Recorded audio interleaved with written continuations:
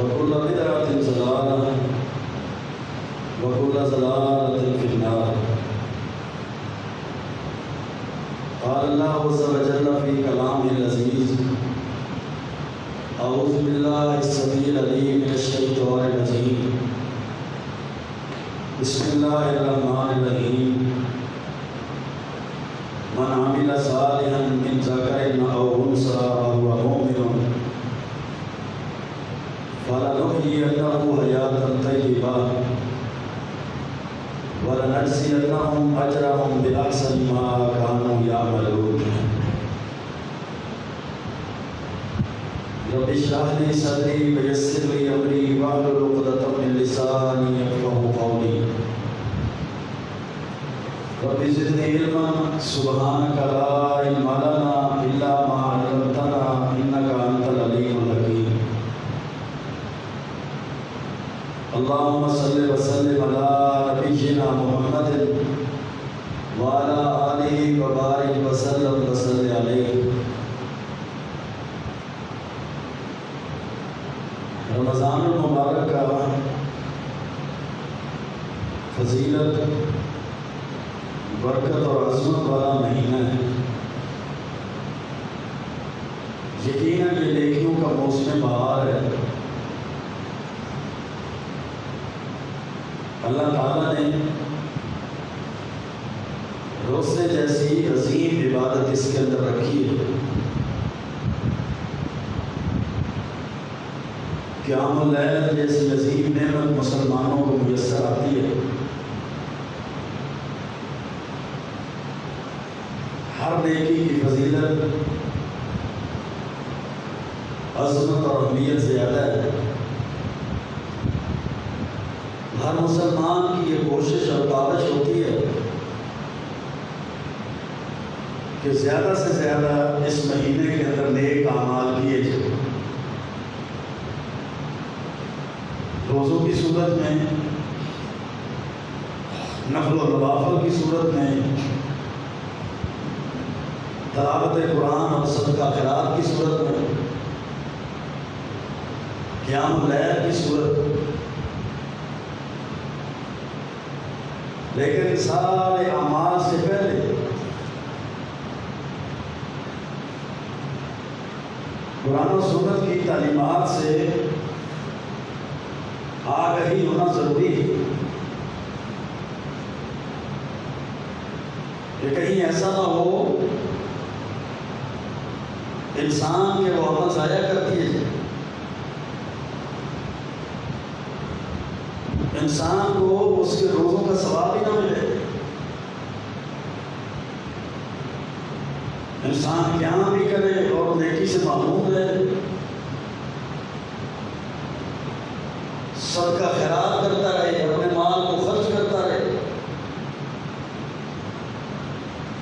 ذکر اذکار اور تلاوت کے اندر زندگی گزارتا رہے، لیکن اس کی کوئی تلاوت، کوئی ذکر اذکار، کوئی نیکی قبول ہی نہ کی جا سکے. قرآن و سنت نے جو انسان کے لیے اعمال کی قبولیت کی شرائط رکھی ہیں، ان شرائط کا ان اعمال سے پہلے ہونا ضروری ہے. اللہ تعالیٰ نے پیرامیٹر رکھا ہے، کسوٹی اور معیار بنایا ہے. انسان کا وہ عمل جب شریعت کی دی ہوئی کسوٹی پر، شریعت کے بنائے ہوئے معیار پر پورا نہیں نہ اترتا تو اللہ تعالیٰ اس نیکی کو قبول نہیں کرتا، اس عمل کو قبول نہیں کرتا، اس عمل کو ضائع کرتا. رب صائم لیس من صیامی، اللہ کے محبوب اکبر اسلام نے فرمایا تھا بڑے روزے دار ایسے ہیں جن کو بھوک اور پیاس کے علاوہ روزے میں سے کچھ نہیں ملتا. بڑے قیام کرنے والے ایسے ہیں، بڑے تہجدیں اور نفل پڑھنے والے ایسے ہیں جن کو سوائے رات کی نیند خراب کرنے کے کچھ نہیں ملتا. اور روزے دار کو اس کے روزے کا ثواب ہی نہ ملے، جب نیکی کرنے والے کو اس کی نیکی کا اجر ہی نہ ملے، جب رات کو تھکاوٹ کے باوجود قیام کرنے والے شخص کو اس کی تھکاوٹ کا، اس کے قیام کا اجر اور بدلہ ہی نہ ملے تو پھر یہ شخص کتنا بدقسمت ہے۔ یہ نیکی بھی کرتا تھا اور اس کی نیکی کا اس کو ثواب بھی نہیں ملا، یہ عمل بھی کرتا تھا لیکن اس کے عمل کا اس کو بدلہ اور اجر ہی نہیں ملا۔ اللہ تعالیٰ نے جو قرآن کی صورت میں تعلیمات آسمان سے نازل کی ہیں نا، اور اللہ کے محبوب پیغمبر علیہ الصلوۃ والسلام کو جو کائنات میں مبعوث کیا گیا ہے، ان کا مقصد کیا ہے؟ منزل من اللہ دین کا مقصد کیا ہے؟ اللہ کے پیارے پیغمبر علیہ الصلوۃ والسلام کو دنیا میں بھیجنے کا مقصد کیا ہے؟ کہ لوگ اپنی مرضی، اپنی خواہش کی پوجا، اپنی منمانیاں، اپنے علاقائی رسم و رواج اور اپنے برادری کے رسم و رواج کو چھوڑ کر قرآن و سنت کی تعلیمات پر چلیں۔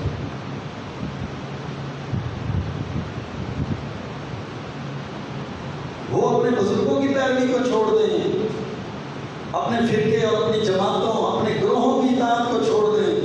وما ارسلنا من رسول الا لیطاع باذن اللہ، اللہ نے محبوب پیغمبر علیہ السلام کو اس لیے بھیجا ہے کہ اس کی اطاعت کی جائے، ان کی پیروی کی جائے، ان کے طریقہ کار پر چلا جائے، ان کی سنت اور حدیث پہ عمل کیا جائے۔ میرے بھائی اور دوست اور بزرگوں، ہر نیک عمل سے پہلے، ہر روزے سے پہلے، قیام سے پہلے، صدقہ خیرات سے پہلے، حج عمرے اور زکوٰۃ سے پہلے ان اعمال کو دیکھ لیں۔ اگر یہ اعمال پورے ہیں، یہ شرائط پوری ہیں تو وہ عمل اللہ کی بارگاہ میں قبول کر لیا جائے گا، لیکن اگر وہ شرائط پوری نہیں ہے تو وہ عمل اللہ کے دربار میں، اللہ کی بارگاہ میں قبول نہیں کیا جائے۔ اللہ کا قرآن کہتا ہے سورۃ نحل کے اندر، من عمل صالحا من ذکر او انثی وهو مؤمن، جب کوئی نیک عمل کرتا ہے، وہ نیک عمل کرنے والا مرد ہے یا نیک عمل کرنے والی عورت ہے، وهو مؤمن، اس کے نیک عمل کی، اس کی نیکی کی، اس کے قبولیت کی، عمل کی قبولیت کی پہلی شرط کیا ہے؟ کہ وہ مومن ہو، اس کے پاس ایمان ہو، اس کے پاس عقیدہ توحید موجود ہو۔ یہ نہیں نیکیاں بھی کرتا رہے اور ساتھ شرک بھی کرتا رہے، نیک عمل بھی کرتا رہے اور ساتھ شرکیہ نظریہ، شرکیہ عقائد، شرکیہ سوچ بھی رکھتا رہے، شرکیہ اعمال بھی کرتا رہے، تو پھر اس کی نیکی کا اس کو کوئی فائدہ نہیں۔ چاہے وہ ساری زندگی روزے کی حالت میں گزار دے، ساری رات، ساری زندگی کی راتیں اس کی عبادت میں گزرے، دن اس کے روزے میں گزرے، لیکن اس کے اعمال کے اندر اگر شرک موجود ہے تو اللہ کے ہاں اس کا کوئی عمل بھی قابل قبول نہیں۔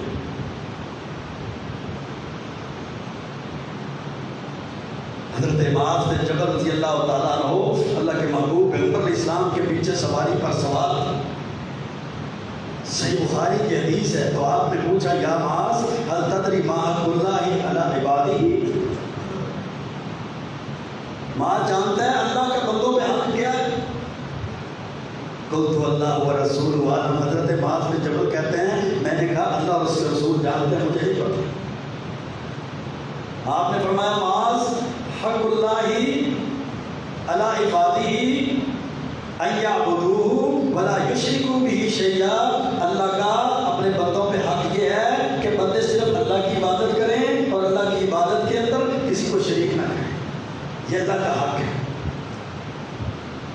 یہاں عبادتیں بھی ہیں اور ساتھ شرک بھی ہے، یہاں اللہ کے نام کی نظر و نیاز بھی ہے، ساتھ غیر اللہ کے نام کی نظر و نیاز بھی ہے، یہاں اللہ کا ڈر بھی ہے اور غیر کا ڈر بھی ہے، یہاں اللہ کے نام کی نمازیں بھی ہیں اور غیر کے نام کے سجدے اور رکوع اور قیام اور طواف بھی ہیں، یہاں اللہ سے بھی سب کچھ ہونے کا یقین ہے اور غیروں سے بھی بہت کچھ ہونے کا یقین ہے، یہاں اللہ کے آگے بھی جھولی پھیلائی جاتی ہے اور غیر کے آگے بھی جھولی پھیلائی جاتی ہے، یہاں 6 دن اللہ کے نام کا اور جمعرات کے دن غیر کے نام کا دے دیا جاتا ہے۔ گویا کہ ہمارے اعمال یہ تضاد اور متضادات کا وہ منبع اور برکت بنے ہوئے ہیں کہ عبادت بھی کرتے جاؤ، اللہ کو بھی مناتے جاؤ اور ساتھ شرک بھی کرتے جاؤ۔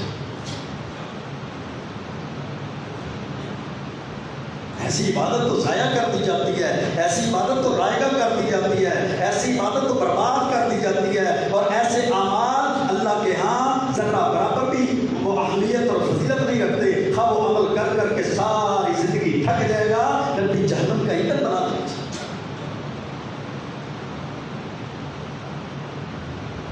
اللہ کے قرآن کا اصول ہے. اللہ رب العزت نے قرآن کریم کے اندر قاعدہ اور اصول واضح کیا. اللہ کا قرآن کہتا ہے حل اتاک حدیث الغاشیہ وجوہ یومئذ خاشعہ عاملۃ ناصبہ تصلیٰ نارا حامیہ. اے محبوب پیغمبر قیامت کے دن ایسے لوگ بھی ہوں گے جو اعمال کر کر کے دنیا میں تھک چکے ہوں گے, جن کی پیشانیوں پہ محراب بن چکے ہوں گے, نشانات پڑ چکے ہوں گے, ساری زندگی نیکیاں کرتے رہے, ساری زندگی عمل کرتے رہے, تصلیٰ نارا حامیہ, لیکن پھر بھی جہنم کی آگ میں داخل کر دیا جائے. ہے اس سے بڑا بھی کوئی بدقسمت جو عمل بھی کرے, نیکیاں بھی کرے, نمازیں بھی پڑھے, روزے بھی رکھے, قیام بھی کرے, صدقہ خیرات بھی کرے, ذکر بھی کرے, نفل و نوافل بھی پڑھے, تلاوت قرآن بھی کرتا رہے, ساری رات جاگ کے گزارے, ساری رات روزے کی حالت میں گزارے, سارا دن روزے کی حالت میں گزارے, پھر بھی جب اجل کی بات ہو تو کہہ دیا کہ تیرا سارا عمل ضائع ہے, تیرے سارے عمل برباد ہیں, اس کو اٹھاؤ اے فرشتوں جہنم کے اندر پھینک دو. یہ دنیا کا سب سے بدقسمت انسان ہے. دین تو اللہ رب العزت کی تعلیمات کا نام ہے, دین تو اللہ کے محبوب پیغمبر علیہ الصلوۃ والسلام کے راستے اور طریقے کا نام ہے. ہماری منمانیوں کا نام دین نہیں ہے, ہمارے آباء و اجداد کے طریقہ کار کا نام دین نہیں ہے, یا ہمارے گروہ اور فرقے اور جماعتوں کا نام, ہماری برادری کے رسم و رواج اور علاقائی رسم و رواج کا نام دین نہیں ہے. اگر آج کے دور میں بھی 1400 سال گزرنے کے بعد اگر سب سے زیادہ ہمارے معاشرے کو ضرورت ہے تو عقیدت توحید کی ضرورت ہے, ایمان کی ضرورت ہے. لوگوں کو ابھی تک عقیدت توحید کی سمجھ نہیں. کھانے پینے کا معاملہ ہے, خوشی کمی کا معاملہ ہے, جب بھی کوئی معاملہ آتا ہے ہمارے اوپر ذرا سا دکھ آتا ہے, ذرا سی تکلیف آتی ہے, سب سے پہلے ہمارا عقیدہ اور نظریہ شرک کی طرف چلا جاتا ہے. ذرا سی پریشانی آتی ہے ہم شرک کی طرف بھاگ جاتے ہیں. چھوٹے چھوٹے معاملات میں بھی ہم سوچتے تھے, چھوٹے بچے کو نظر بد لگ جاتی ہے نا تو فوراً باپ کہتا ہے مرچ لو, مرچ کھانی مرچ لو, ماں کہتی ہے مرچیں لو اور اس کے سر پہ مارو اور اس کو چولہے میں ڈال دو. ہندوؤں اور سکھوں والا عقیدہ آج بھی موجود ہے. 70 سال سے جدائی کے باوجود بھی ہمارے اندر وہ شرک کے عقائد موجود ہے. روزے کی حالت میں شرک ہے, عبادات کے اندر شرک ہے, اللہ کے اختیارات کے اندر شرک ہے, اللہ کی صفات کے اندر شرک ہے. لوگ شرک کے اندر نجاستوں میں مدلے ہوئے ہیں. وما یؤمن اکثرهم باللہ الا وهم مشرکون. اللہ کے قرآن میں کہا تھا لوگوں کی اکثریت اللہ پر ایمان رکھنے کے باوجود بھی شرک کرتی رہتی. ہمارے مولویوں نے ہمارے دماغ کو خراب کر دیا نا, نہیں مسلمان شرک نہیں کر سکتا, اس امت کے اندر شرک نہیں ہو سکتا. ہم وہ جو صوفی بن کے آنکھیں بند کر کے وہ جو ان عقائد کے پیچھے نظریات کے پیچھے لگے ہوئے نا, یہ ہمارے سارے اعمال صالحہ کی بربادی اور اس کو ضائع کرنے کے لیے یہ ایسا نظریہ کافی ہے. میرے بھائیو, سب سے پہلے ایمان شرط ہے, سب سے پہلے عقیدے کی درستگی شرط ہے. ورنہ ابو جہل بھی مکے کا پجاری, مکے کے اندر بیت اللہ کا حج کرنے والا شخص, وہ بھی حاجیوں کو سدو پلانے والا شخص تھا, وہ بھی آب زمزم کنویں سے نکال کر لوگوں کو پلاتا تھا, وہ بھی بیت اللہ کا طواف کرتا تھا. لیکن کیا چیز تھی, اس کے پاس ایمان نہیں تھا, عقیدت توحید نہیں تھا. اللہ پر جو ایمان ہونا چاہیے وہ ایمان نہیں تھا. اس میں کوئی نیکی اس کے کسی کام نہیں آتی. پھر پوچھا معاذ جانتے ہو حل تدری ما حق العباد اللہ, کہ اب بندوں کا حق اللہ پر کیا ہے, کہ جب بندے اللہ کا حق پورا کریں گے نا, یعبدوہ, اللہ کی عبادت کریں, وہ قیام کی صورت میں ہو, وہ رکوع کی صورت میں ہو, وہ سجدے کی صورت میں ہو, وہ طواف کی صورت میں ہو, وہ نظر و نیاز کی صورت میں ہو, وہ مال خرچ کرنے کی صورت میں ہو, وہ نظر اللہ اور نیاز حسین نہیں بلکہ اللہ کے نام کی نظر اور اللہ کے نام کی نیاز کی صورت میں, ہر صورت میں عبادات بھی اللہ کے لیے, معاملات, اپنا مال کو خرچ کرنا, قولی عبادتیں, بدنی عبادتیں, مالی عبادتیں, سب کچھ اللہ کے. وَلَا يُشْرِكُوا بِهِ شَيْئًا, جب شرک نہیں کریں گے نا تو پھر ان بندوں کا اللہ پہ حق کیا بنے گا. معاذ بتا مجھے. فرمایا اللہ و رسول عالم. میں نے کہا اللہ اور اس کے رسول جانتے ہیں, مجھے نہیں معلوم. فرمایا جب بندے اللہ کا حق پورا کریں گے نا تو پھر بندوں کا اللہ پہ حق یہ ہے, حق العباد اللہ اللہ یعذبہم, کہ پھر اللہ ان کو عذاب نہیں دے گا. جب بندے اللہ کی عبادت کریں گے اور شرک نہیں کریں گے تو پھر اللہ ایسے بندوں کو عذاب نہیں دے گا. اللہ جہنم نہیں دے گا, جہنم کی آگ نہیں دے گا, تکلیفیں نہیں دے گا. اللہ ان کو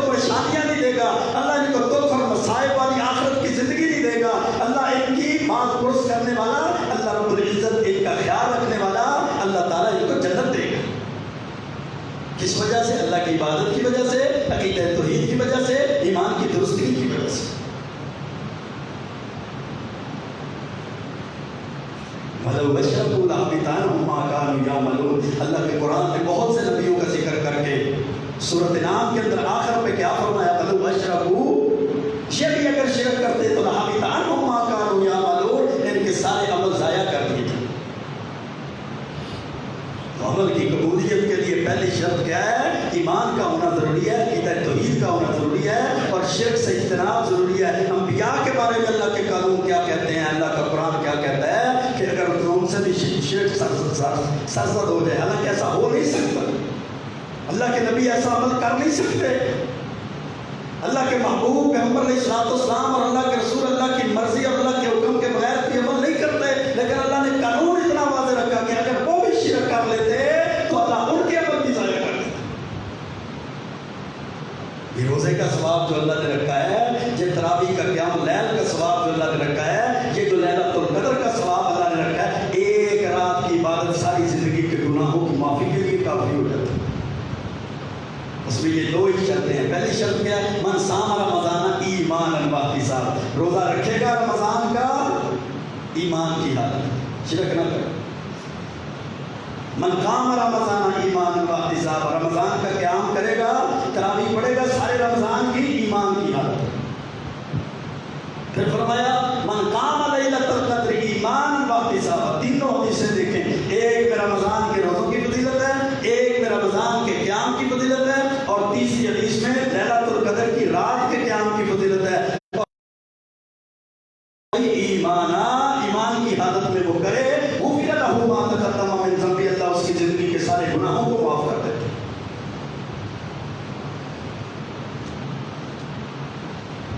عقیدہ توحید مضبوط کرے، اپنے ایمان کو درست رکھے، اور نیکی کے لیے کرے، دکھانے کے لیے نہ کرے، مشہوری کے لیے نہ کرے، بلکہ ایمان واحتسابا، اللہ سے نیکی کی امید رکھے کہ اللہ اس کا بدلہ دے، اللہ اس کا اجر دے گا۔ دوسری شرط، انسان جو بھی عمل کرے وہ سنت کے مطابق ہونا چاہیے۔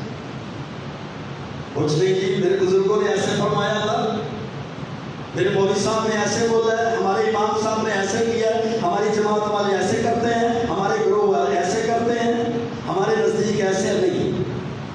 اللہ کے محبوب پیغمبر علیہ السلام کی زندگی کے بارے میں، آپ کی تعلیمات کے بارے میں، آپ کے راستے کے بارے میں اللہ کے قرآن نے کیا کہا؟ لقد کان لکم فی رسول اللہ اسوۃ حسنہ، اللہ نے تمہارے لیے جو رول ماڈل بنایا نا، آئیڈیل بنایا ہے، جس کا عمل تمہارے لیے کسوٹی ہے، معیار ہے، پیرامیٹر ہے، وہ بزرگ نہیں، وہ تمہارے امام نہیں ہے، وہ تمہاری جماعت نہیں ہے، وہ علاقے کے رسم و رواج نہیں ہے، وہ برادری کا رسم نہیں ہے۔ خوشی آئے کہ ہماری برادری میں ایسے ہی ہے، غمی آئے تو ہماری برادری کی رسم ہے، ہمارے والد صاحب کرتے تھے، پھر ان کے والد صاحب کرتے تھے، ہمارے بزرگ ایسے ہی کرتے تھے، وجدنا آباءنا، ہم نے اپنے باؤ اجداد کو ایسے ہی پایا تو ایسے ہی کریں گے۔ یہ نہیں چھوڑنا ہمارے درمیان۔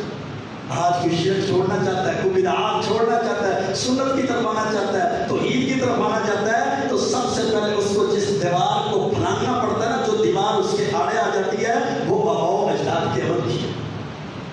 تیرا پیو دادا تو یہ کرتا سی، تو کدھر ٹوٹ گئے؟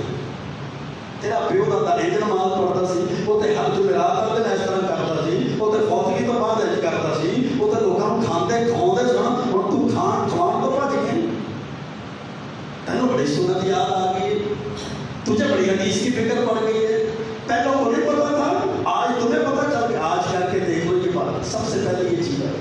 تو نا قرآن یہ کہتا ہے، حدیث، اچھا تجھے قرآن حدیث کا پتا چل گیا، جو ہمارے باپ داداؤں کو پتہ ہی نہیں تھا قرآن حدیث کا۔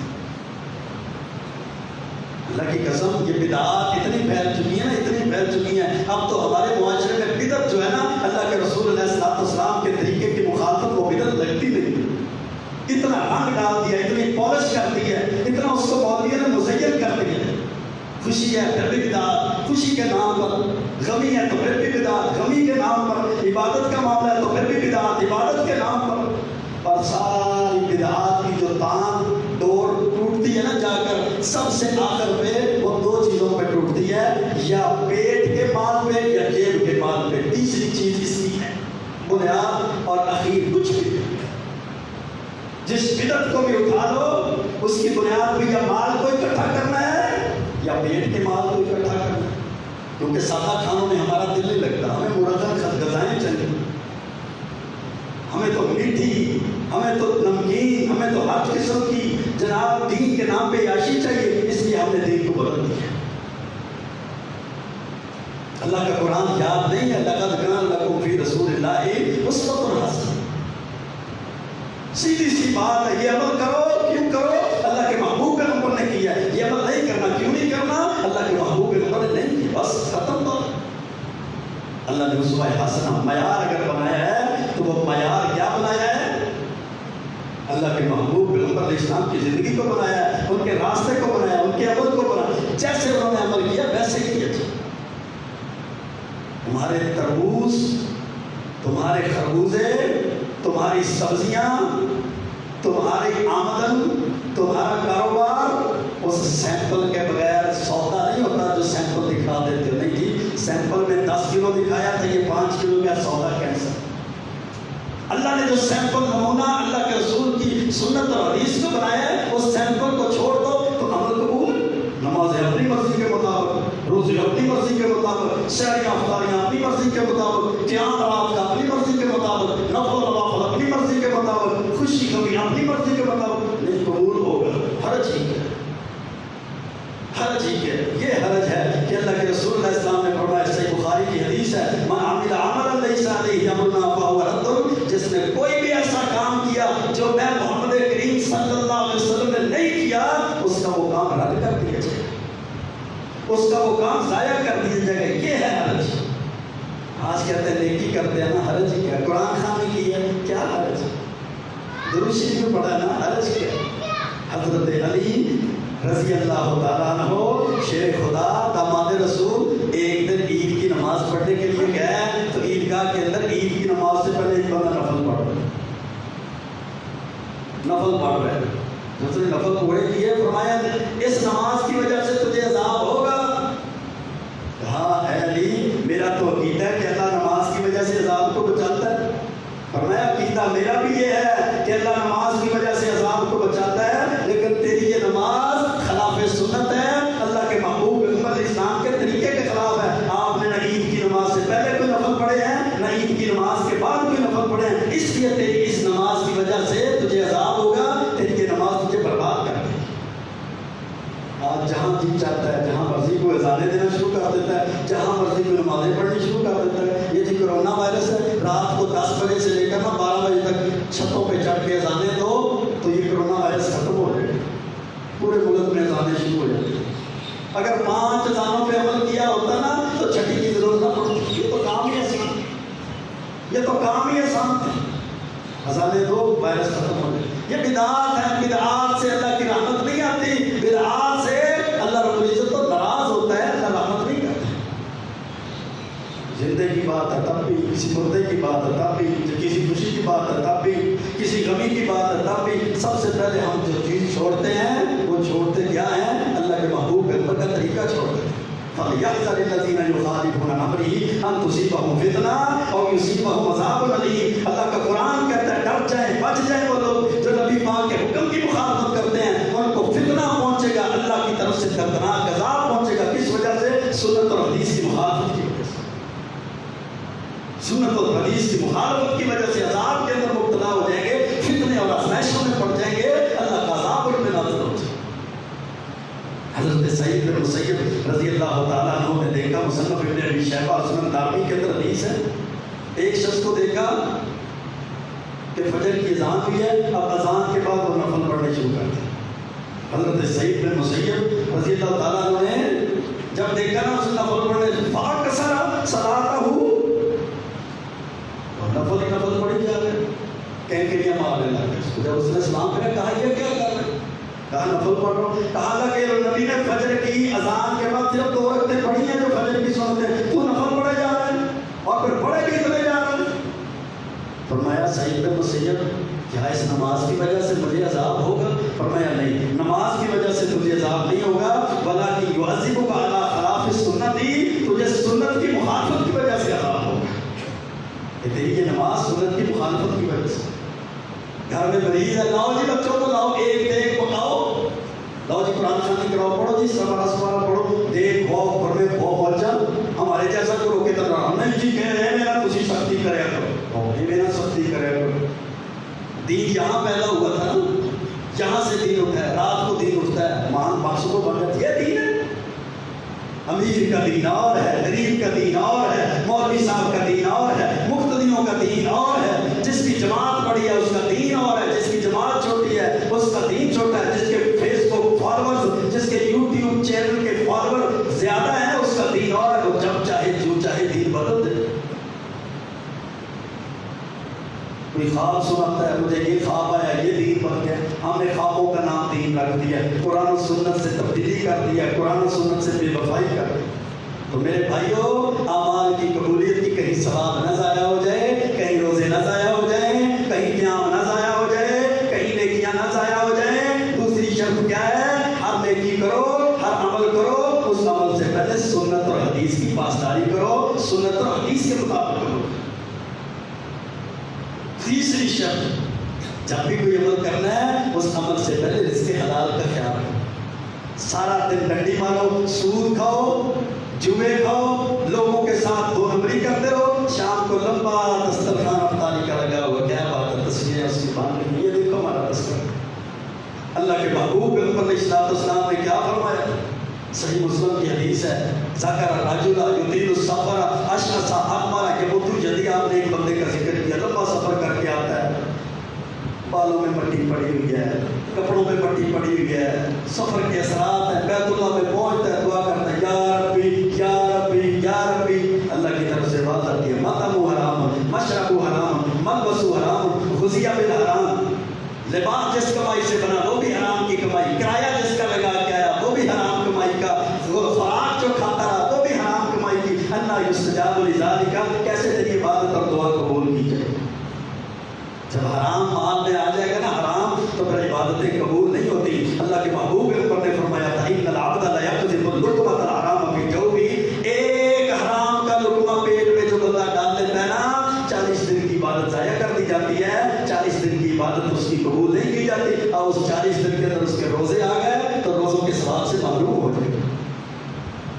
حلال کا تھوڑا کھائیں، حلال کھائیں، تھوڑی سہولت لے لیں، حلال کے راستے پہ لیں، حرام کے راستے کی سہولیات، حرام کے راستے کے گرہن غذائیں اور کھائیں اور زندگی کی لگژریز، یہ ساری کی ساری برباد کر دے گی۔ دنیا کے اندر بابا بیٹا بیٹا تو ہو جائے گی نا، دنیا کے اندر بلے بلے تو ہو جائے گی نا، گاڑیاں بھی آ جائیں گی، مہنگے موبائل بھی آ جائیں گے، مہنگے جناب وہ ساری چیزیں سہولتیں تو آ جائیں گی، لیکن عمل پھر قبول کوئی نہیں ہوگا، نمازیں بھی ضائع، نیکی بھی ضائع، روزے بھی ضائع، نفل و نوافل صدقہ خیرات سب کچھ برباد ہو جائے گا۔ یہاں شراب چلتی ہے، جوئے چلتے ہیں، سود چلتا ہے، سوٹے چلتے ہیں، نوجوان نسل بیٹھ کرنا وہ ہاتھوں اور حویلیوں کے اندر سوٹے لگاتی ہے، ساری کی ساری اللہ کی قسم بربادی ہے۔ شراب کا ایک گھونٹ پی لو، 40 دن کی عبادت ضائع ہو جائے گی، کیا فائدہ پینے؟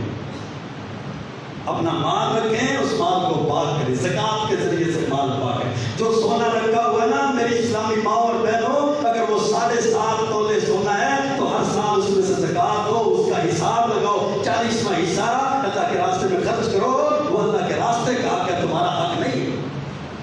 اللہ نے مال دیا تو مال کا حساب لگاؤ، اگر 46,000 روپیہ موجود ہے اور اس پہ سال گزر گیا تو اس پر زکوٰۃ پڑ چکی ہے، اب اس کا 2.5% 40واں حصہ اس پر زکوٰۃ ہے، اس کا حق نہیں ہے اب تمہارا۔ اللہ نے مال دیا ہے، اللہ نے جنس دی ہے، اللہ نے تمہیں سبزیاں دی ہیں، اللہ نے تمہیں پھل دی ہیں، اللہ نے تمہیں یہ مال دیا نا، کھیتیاں دی ہیں، جیسے اشر نکالو، اشر کا حساب کرو۔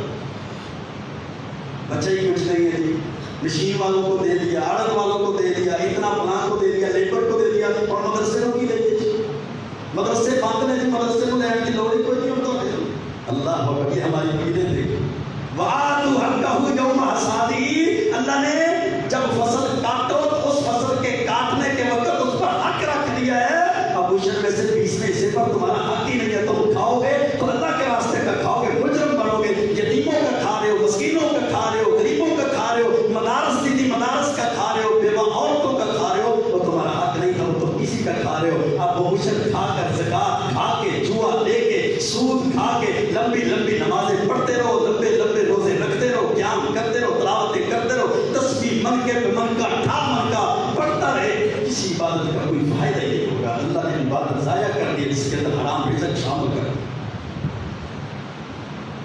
चौथे नंबर पर कता ताल्लुकी ना करें। सही मुस्लिम के अंदर हदीस है, तुफ्तहु अबवाबुल जन्नति यौमल इस्नैन व यौमल खमीस, जुमेरात को अल्लाह जन्नत के दरवाजे खोलता है, खुलवाता है, सोमवार के दिन जन्नत के दरवाजे खोले जाते हैं। फयुगफर लिकुल्लि अब्दिन ला युश्रिकु बिल्लाहि शैया, हर उस बंदे की माफ़ी के दस्तखत हो जाते हैं, माफ़ीनामा मिल जाता है, ऐलान कर दिया जाता है जो अल्लाह के साथ शिरक नहीं करता। इल्ला रजुलन कानत बैनहु व बैन अखीही शहनाउ, उस बंदे को माफ़ नहीं किया जाता जो अपने मुसलमान भाई से लड़ा हो। जिसके दिल में मुसलमान के लिए नफरत है उसकी माफ़ी नहीं होती। जिसके दिमाग के अंदर बुग़्ज़ भरा हुआ है, जिसके दिमाग के अंदर हसद भरा हुआ है, जो उसका दुश्मन बना हुआ है, जिसके अंदर नफरतें पैदा हुई हैं, अल्लाह के महबूब पैगंबर इस्लाम ने फरमाया उसको छोड़ दिया जाता है। जन्नत के दरवाजे उसके लिए नहीं खोले जाते, नामा अमाल उसके कबूल नहीं किए जाते। अल्लाह के यहाँ जो जुमेरात सोमवार को नामा अमाल पहुँचाए जाते हैं वो रोक दिए जाते हैं क्योंकि ये लड़ा हुआ है। कहा जाता है अंज़िलू हाज़िन, इनको अब मोहलत दो जब तक ये सुलह नहीं करते, जब तक इनकी नफरत खत्म नहीं होती, इनका बुग़्ज़ खत्म नहीं होता, इनका कीना खत्म नहीं होता, इनकी लड़ाइयाँ खत्म नहीं होती, उस वक्त तक इनको सुलह, उनको मोहलत दो। अंज़िलू हाज़िन हत्ता यस्तालिहा, अंज़िलू हाज़िन हत्ता यस्तालिहा, उस वक्त तक इनको मोहलत दो जब तक ये दोनों आपस में सुलह नहीं करते। अब हमारी अना मरेगी तो सुलह होगी, अना तो मरती नहीं, उसको तो रोज पानी डालना है। अगर मरने भी लगी तो उंगली देने वाले ने उंगली लगा देनी है, सुलह करने लगे। तू किसी का कहाँ है, तू किसी का भूख है, किसी को दाने ला के खाना, तू ना सुलह ना करी ऐसे नहीं पैसे।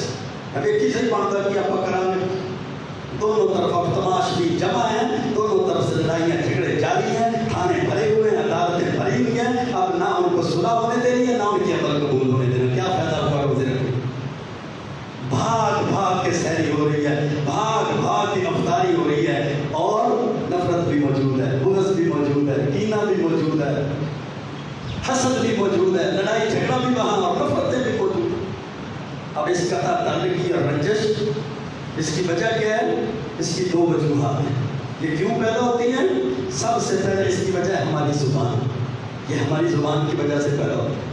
जब हमारी ज़ुबान चलती है ना, हमारा किरदार मोमिनों जैसा नहीं है, हमारी ज़ुबानें मुसलमानों वाली नहीं है, हमारी सोच और हमारा ज़हन वो बदला हुआ है। जब हमारी ज़ुबान की तलवार चलती है ना तो फिर आगे नहीं देखती कि आगे जिस पे ज़ुबान चल रही है वो बुजुर्ग है, वो आलिम दीन है, वो मस्जिद का इमाम है, वो मस्जिद का खतीब है, वो इस्लाम और इस्लाम की रखवाली करने वाला शख्स है, वो बड़ा है या छोटा है, या हमारा बाप है या हमारी माँ है या हमारा बुजुर्ग है। बस फिर हम अपनी ज़ुबान के तीर के रिश्ते चलाते रहते हैं, अपनी ज़ुबान की तलवार चलाते रहते हैं। इस वजह से नफरतें पैदा होती हैं, कता ताल्लुकी हो जाती है, रिश्ते टूट जाते हैं। हमारी ज़ुबान तो बात ही नहीं होती, जवाब तो लाजमी देना है ना। अगर किसी ने कोई काम कर भी दिया है तो उसका जवाब खामोशी देना नहीं, जवाब तो लाजमी देना। ईंट का जवाब पत्थर से ना दिया तो फिर मैं नमाज़ी कैसा रहा, मैं हाजी कैसा रहा, मैं मौलवी फिर कैसा रहा, मैं इमाम कैसा रहा, मैं मुफ्ती कैसा रहा, मैं तो उसका जवाब ईंट के पत्थर से जवाब दूँ।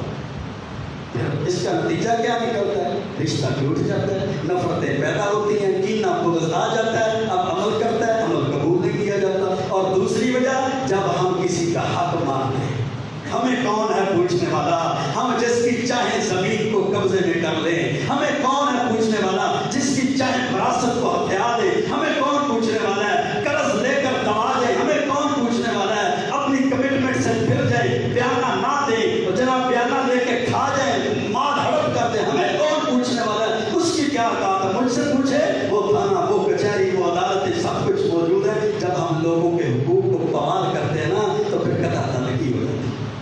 अल्लाह के रसूल अलैहिस्सलाम ने फरमाया था, आखिरी हदीस सुनिए, बात को ख़त्म करता हूँ। आपने फरमाया अंज़िलुन्नास अला मनाज़िलिहिम, पहली बात कि लोगों को अल्लाह ने जो मुकाम मर्तबा दिया है उनके मुकाम मर्तबे पर। किसी को बात करने से पहले सोच लो उसका मुकाम अल्लाह के यहाँ क्या है, अल्लाह ने उसको क्या मुकाम दिया है। ऐसे नहीं जुटते मारते रहो, ऐसे नहीं जुबान की तेज़ी उस पर चलाते रहो, लतीफ़े कसते रहो, उस पर बातें करते रहो, ऐसी बात नहीं है।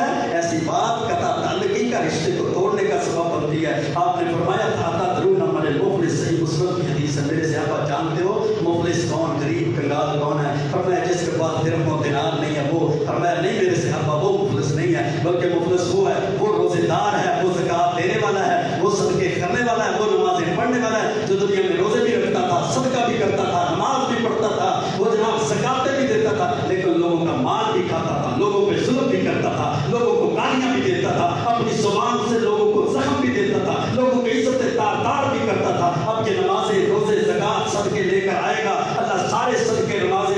سایہ کا اسکن مظلوموں کو دے دے گا اور ان مظلوموں کے گناہ اس کو دے دے گا حتیٰ کہ اس کو جہنم میں پھینک دے گا۔ اس وجہ سے حقوق کی پامالی کی، حقوق کا خیال رکھیں، زبان کا خیال رکھیں، اپنے جناب تعلقات کا خیال رکھیں، اپنے بڑے چھوٹے کی عزت کا خیال رکھیں، اسلام اور اسلام والوں کے حیا کا خیال رکھیں۔ اللہ سے دعا ہے اللہ ہمیں صحیح معنوں میں دین اسلام کی پیروی کی توفیق عطا فرمائے، اللہ ہمیں اعمال کی قبولیت کی شاید کو پورا کرنے کی توفیق عطا فرمائے، اللہ ہمیں روزوں کے ثواب سے محروم نہ کرے، قیام اللیل کے ثواب سے محروم نہ کرے، اللہ ہمیں نیک اعمال کے ثواب سے محروم نہ فرمائے۔ وأقول قولي هذا استغفر الله لي ولكم ولسائر المسلمين۔